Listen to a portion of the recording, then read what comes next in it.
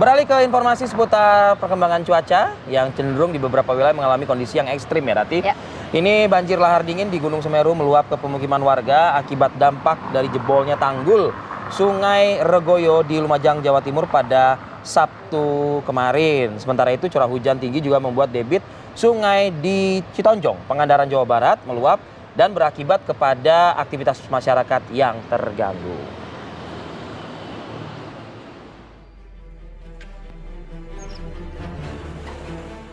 Dibantu para relawan, warga berusaha menyelamatkan harta benda mereka ke tempat pengungsian, meskipun harus menerobos derasnya aliran lahar. Saat ini sedikitnya terdapat 100 rumah yang terletak di Dusun Kebondeli Selatan, Sumber Kabar, dan Karangwage yang terdampak jebolnya tanggul Sungai Regoyo. Jumlah itu dipastikan akan terus bertambah, mengingat potensi lahar dingin susulan masih ada, menyusul masih tingginya curah hujan di hulu sungai. Sementara itu, tim tanggap darurat Balai Besar Wilayah Sungai Brantas, BBWS Brantas, akan segera melakukan normalisasi aliran sungai.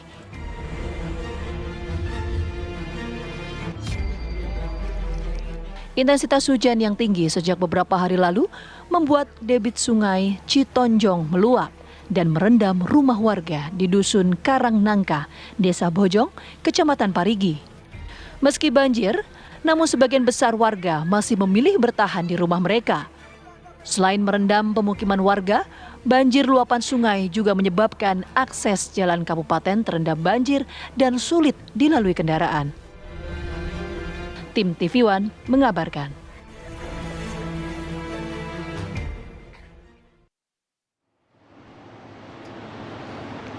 Segera kita ingin mengetahui bagaimana situasi terkini ya dari banjir lahar dingin yang terjadi di Lumajang.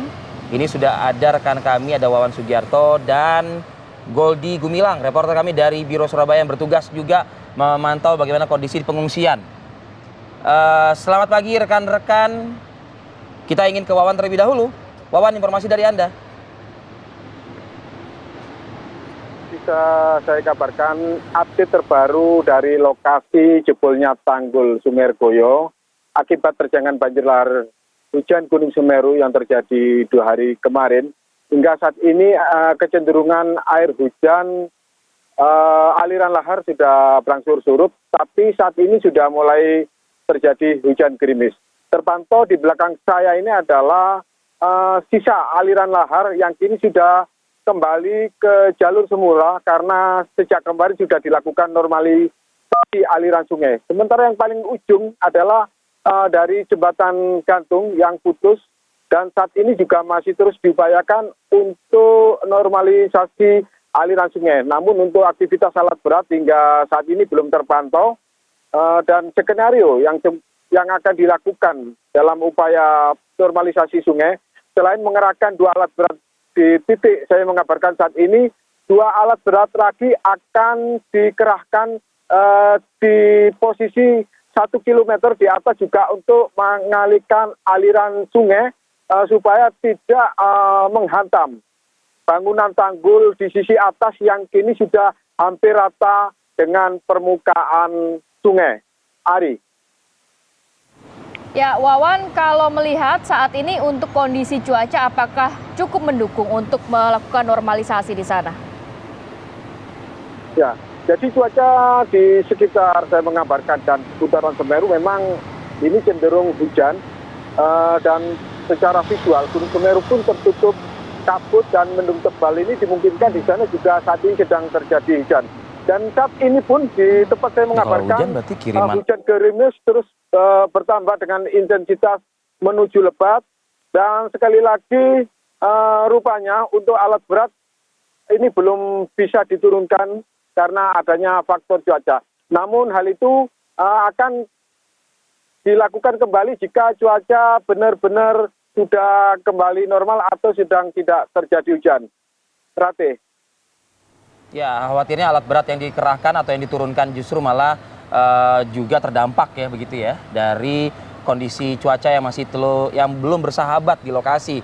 Baik Wawan, kita bergeser nih ke lokasi pengungsian, ada Goldi ya. Goldi, apakah saat ini warga sudah terkoordinir dengan baik ya di pengungsian? Atau mungkin justru ada yang masih tetap ingin berada di tempat tinggal mereka? Goldi, seperti apa?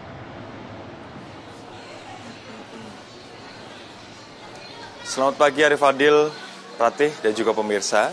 Kami akan mengupdate informasi dari salah satu pos pengungsian korban dampak dari banjir lahar dingin yang terjadi Jumat kemarin di Balai Desa Jarit, Kecamatan Candipuro, Kabupaten Lumajang. Saat ini, Arif Fadil, Ratih, dan juga pemirsa, ada total untuk warga yang masih bertahan ataupun mengungsi di lokasi kami mengabarkan, ini ada 213 jiwa dari 64 kakak. Sebenarnya jumlah ini terus bertambah. Jika semalam jumlahnya adalah 298 kakak, namun memang karena kapasitas dari tempat ini terbatas, kemudian dialihkan ke Balai Desa Sumberjo, ada 25 kakak sekitar 80 jiwa.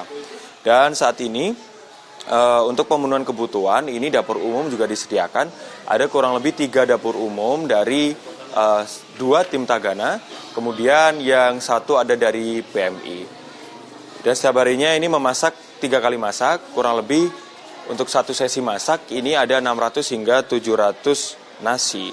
Kemudian untuk kebutuhan lainnya ini untuk pemenuhan logistik seperti beras, kemudian mie instan ataupun kebutuhan untuk mandi dan cuci ini terus dikebut dari pemerintah dan juga banyak bantuan yang datang dari komunitas. Kemarin Menko PMK Muhadjir Effendi juga singgah ke lokasi ini untuk memantau dan juga untuk bermain juga bersama anak-anak untuk sedikit menghilangkan trauma akibat bencana yang terjadi. Dan untuk lebih jelasnya, Arif Fadil, Ratih, kami akan tanya salah satu pengungsi apakah memang untuk kebutuhan-kebutuhan yang berada di sini ini sudah terpenuhi. Kami akan tanyakan ke salah satu pengungsi di sini dengan Ibu di samping kami. Ibu, selamat pagi, Bu. Dengan Ibu siapa? Bu Rukiati. Bu Rukiati. Ibu Rukiati dari dusun mana, Ibu? Karangrejo. Mulai ngungsi di sini itu dari kapan, Bu? Dari hari Jumat? Kemarin. Dari hari Sabtu ya, Bu? Kemarin. Iya. Oke. Ibu, kalau untuk pemenuhan kebutuhan, Bu, dari makan, dari alas buat tidur, udah cukup atau gimana, Bu? Cukup. Udah cukup. Cukup. Kiranya adakah kayak kendalanya mungkin kalau sakit terus berobat kemana dan lain-lain? Aman ya, Bu ya? Sini sudah ada persiapan ya. Kesini sama siapa aja, Bu, selain Ibu? Sama anak, sama ayah saya, sama suami saya. Oke. Ini kan anak-anak masih kecil, umur berapa, Bu, anak-anak? Umur itu kelas 3 baru sama kelas 5 baru. Oke, dengan Bapak Ibu ya, Bu ya? Ya. Nah, ini untuk anak-anak terus sama Bapak Ibunya kan ini usianya juga sudah lanjut usia ya, Bu ya? Kalau kondisi kesehatannya gimana, Ibu? Ya tadi malam ini periksa situ. Saya ya sudah bengel, sudah dikasih obat, sudah baikan. Untuk ketersediaan kayak selimut gitu ada ya, Bu ya? Ya, cuma tidak ganti baju dari kemarin, tidak bawa. Jadi butuh baju gitu. Iya, butuh baju. Tidak bisa sholat, tidak ganti baju kan tidak suci. Karena ditinggal di sana semua. Iya, takkan sudah kebingungan kan. Siap. Baik, terima kasih banyak ya, Ibu, atas waktunya, Ibu. Itu tadi Arif Fadil, Ratih, dan juga pemirsa salah satu wawancara kami dengan pengungsi, karena memang ini kalau jika ditotal dari seluruh lokasi pengungsian, kami tadi juga sempat berbincang dengan petugas di sini, ini masih ada ratusan warga yang masih mengungsi, mengingat memang cuaca ekstrim ataupun hujan yang turun di wilayah Kabupaten Lumajang ini masih sering terjadi.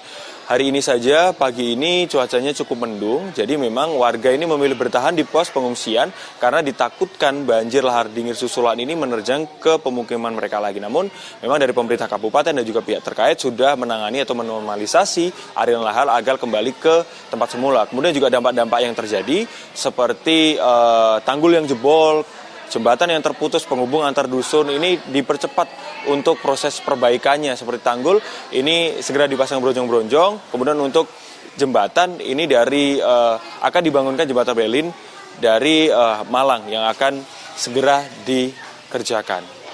Arif Fadil, Ratih, kembali ke rekan-rekan di studio. Terima kasih Goldi Gumilang melaporkan langsung dari posko pengungsian. Tadi dikatakan bahwa ada lebih dari 200 warga ya memilih untuk mengungsi karena banjir lahar dingin Gunung Semeru. Ya, produser kami baru saja juga mengabarkan rekan kami Wawan harus segera mengevakuasi diri karena kondisinya hujan seketika turun lebat di lokasi tempat tadi melaporkan. Betul. Pak Guswanto dari BMKG, nanti kita juga akan berbincang ya Pak Guswanto ya, karena proses pemulihan salah satunya adalah normalisasi kali sulit dilakukan dengan menurunkan alat berat kalau misalnya memang cuaca masih terkategorikan ekstrim nih. Nanti kita akan coba ulas ya Pak Guswanto. Usai jeda pariwara berikut, kami akan kembali. Oke, kembali lagi di Apa Kabar Indonesia Pagi. Kita langsung saja menyapa Pak Guswanto selaku Deputi Bidang Meteorologi BMKG. Selamat pagi Pak Guswanto. Pak Guswanto, dari 2 laporan rekan kami tadi di kawasan Lumajang Pak, dampak dari cuaca ekstrim yang terjadi di sana Pak ya. Apa mungkin yang bisa diperbaharui pagi ini Pak dari BMKG mengenai kondisi cuaca yang sepertinya belum bersahabat Pak? Betul Mas Arief, jadi kalau kita lihat memang betul kondisi cuaca saat ini itu kalau kita lihat secara umum itu untuk Jawa Timur itu masih perlu diwaspadai, kemudian Bali juga masih, kemudian Sumatera Utara, kemudian Aceh, dan kemudian Sulawesi Utara dan sebagian di Kalimantan Selatan. Namun yang saat ini perlu diwaspadai kemungkinan di Ambon ya, di Maluku, itu yang perlu diwaspadai. Sedangkan kondisi Jawa Timur sendiri kalau kita melihat sebenarnya Jawa Timur saat ini masih waspada dan menurut perakiraan BMKG untuk besok sudah mulai reda. Nah, kemudian saat ini kalau kita lihat perakiraan cuacanya untuk Tempur Sari dan sebagian besar masih nanti jam 7 atau sekarang jam 7 sampai nanti sekitar jam 1 itu masih hujan ringan hingga sedang ya. Kemudian ini akan berlangsung sampai hingga sore hari. Bahkan di malam juga masih kita prediksi hujan ringan ya untuk wilayah Lumajang, khususnya di Tempur Sari ini. Itu Mas Arief. Pak Guswanto, tadi ada katakan bahwa kemungkinan besok akan lebih baik cuacanya begitu. Apakah cukup baik juga untuk masyarakat kembali ke rumah dalam waktu di minggu ini? Dan apakah juga justru masyarakat lebih baik memang di posko pengungsian saja? Terkait ini kan tergantung situasi di lapangan Mbak Rate ya. Kita melihat bahwa saat ini barangkali untuk kita lihat dulu dalam sepekan ke depan, sebaiknya saat ini masih di tempat pengungsian dulu sambil menyesuaikan ya, karena kita masih melihat perkembangan untuk cuacanya. Karena sehingga malam hari nanti itu masih diprediksi untuk terjadinya hujan ringan hingga sedang. Hujan cukup besar. Ya. Faktor apa Pak yang seketika mungkin membuat hulu dari Gunung Semeru ini ya kemudian membawa debit air yang cukup tinggi, menjebol tanggul yang ada dan menyasar ke rumah-rumah warga yang terjadi di Lumajang ini Pak? Apa faktornya Pak? Jadi kalau kita melihat yang pertama adalah faktor curah hujannya. Kalau berdasarkan curah hujan yang terjadi kemarin ya tanggal 7 itu di Jawa Timur, kita lihat di sini ada curah hujan di wilayah Rawaan, Tempur Sari itu sampai 160, Gunung Sawur itu 145. Dan ini ditambah Kalibendo atau Pasirian itu 58 mm ya. Yang memperlambahkan membuat semakin parah itu adalah karena selama ini kan tidak ada hujan, sehingga pasir itu akan tertumpuk. Nah, karena kelerengan daripada wilayah itulah yang membuat tergelincirnya atau menjadi longsor. Jadi faktor kemiringan dari suatu tempat, kalau kita lihat. Baik. Sama bahannya adalah bahan pasir. Mudah sekali Mas Arief, dia akan terbawa oleh air. Aliran air ya. Oke. Baik Pak Guswanto, tahan dulu Pak, kita juga akan ajak pemirsa untuk memantau bagaimana kondisi terkini langsung dari Pangandaran, Jawa Barat. Sudah ada rekan kami Aditya Triwahyudi. Selamat pagi Adit, bagaimana kondisi terkini di sana? Apakah banjir juga masih cukup tinggi di sana Adit? Iya, Kamarati dan Arif Fadil juga pemirsa, saat ini saya berada di Dusun Karangnangka, Desa Bojong, Kecamatan Parigi, Kabupaten Pangandaran, di mana yang bisa Anda saksikan di layar kaca Anda di belakang saya ini, banjir masih merendam puluhan hektar lahan pertanian milik warga. Namun demikian banjir yang terjadi sejak kemarin ini cenderung surut karena jalan akses penghubung kabupaten yang kemarin siang hingga petang tertutup jalan dan tidak bisa dilalui, namun di minggu pagi ini sudah bisa dilalui. Namun demikian banjir masih terjadi di beberapa titik di area pemukiman warga, meskipun jauh lebih surut dari hari kemarinnya. Dan pemerintah setempat kemarin juga sudah meninjau lokasi dan mendirikan dapur umum untuk warga yang rumahnya kebanjiran, dan sebagian dari mereka ini mengungsi ke Marati. Arif Fadil.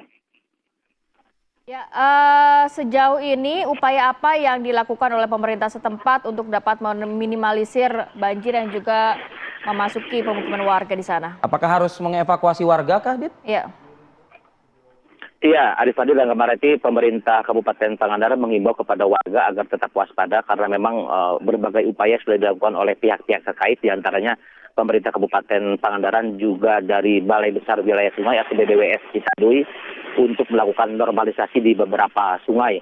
Namun karena debit, maksud kami karena intensitas hujan yang tinggi membuat debit Sungai Citonjong ini meluap, dan di waktu yang bersamaan di muara sungai di daerah laut ini memang sedang terjadi pasang, sehingga air dari area pegunungan yang masuk ke sungai ini sulit masuk ke muara sungai karena memang sedang terjadi pasang, sehingga pemerintah menghimbau kepada warga agar tetap waspada mengingat curah hujan di wilayah Tasikmalaya, Ciamis, Banjar, dan Pangandaran ini intensitasnya masih cukup tinggi. Arif Fadil, Kamarati. Bahkan hingga pagi ini dan sepanjang hari ini diprediksi demikian ya, Dit? Ya. Iya, memang saat ini cuaca di tempat saya mengabarkan masih mendung, dan memang malam tadi juga masih sempat turun hujan sehingga subuh, dan diprediksi beberapa hari kemudian cuaca memang masih akan terjadi hujan. Arif Fadil. Oke, untuk keabsahan datanya kita coba cross-check ya, Ditya. Terima kasih. Anda mengabarkan langsung dari kawasan Pangandaran.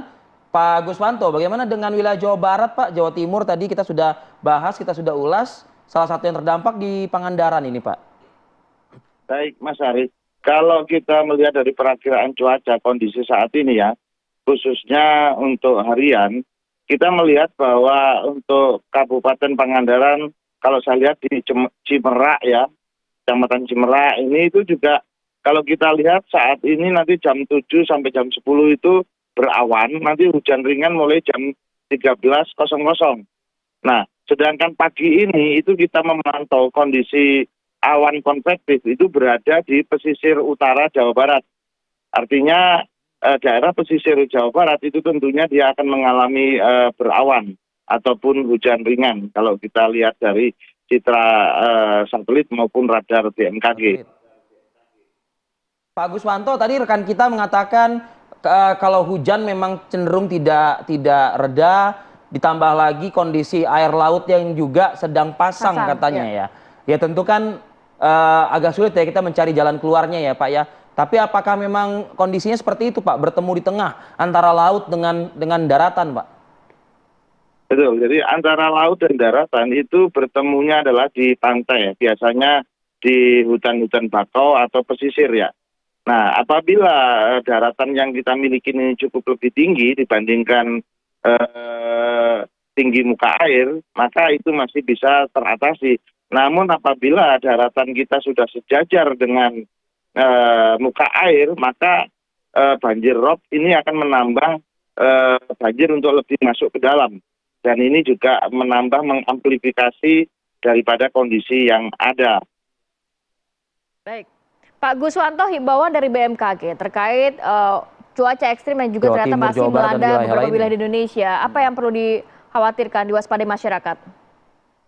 Baik, yang perlu kita waspadai yang pertama, saat ini walaupun musim kemarau di mana sudah 72,05% wilayah Indonesia itu memasuki musim kemarau, namun karena faktor global yang El Nino masih lemah, sedangkan faktor regionalnya seperti Kelvin dan ini itu lebih kuat, lebih tinggi, maka di beberapa wilayah Indonesia masih dipengaruhi adanya hujan, mulai dari ringan sampai sangat lebat. Ini khususnya di wilayah-wilayah yang monsunal.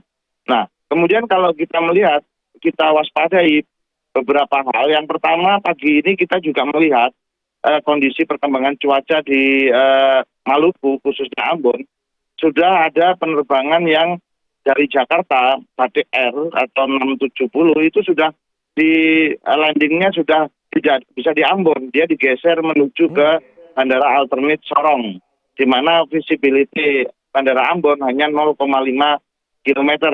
Sedangkan ada beberapa hal yang lain yang perlu kita lihat, seperti di Sulawesi Utara, ini juga perlu kita lihat. Jadi memang ada beberapa yang perlu kita waspadai. Nah, kalau himbauan tetap aja, barangkali kita harus melihat kembali kondisi ekstrimnya seperti apa, dan kemudian tetap diupdate melalui informasi yang diberikan oleh BMKG.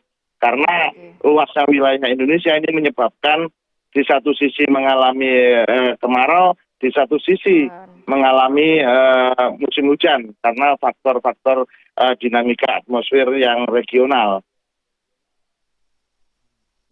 Baik, terima kasih banyak Pak Guswanto sudah berbagi informasi pada pagi hari ini dan juga diharapkan menjadi kewaspadaan untuk masyarakat ya. Karena sebagian wilayah masih cuaca ekstrim, sebagiannya lagi mungkin sudah dilanda musim kemarau. 70% lebih tadi ya informasi dari BMKG tertangkap. Selamat beraktivitas kembali, selamat berakhir pekan Pak Guswanto. Terima kasih, salam buat rekan-rekan. Terima kasih Mas Arif dan Mbak Rati, salam sehat selalu. Ya.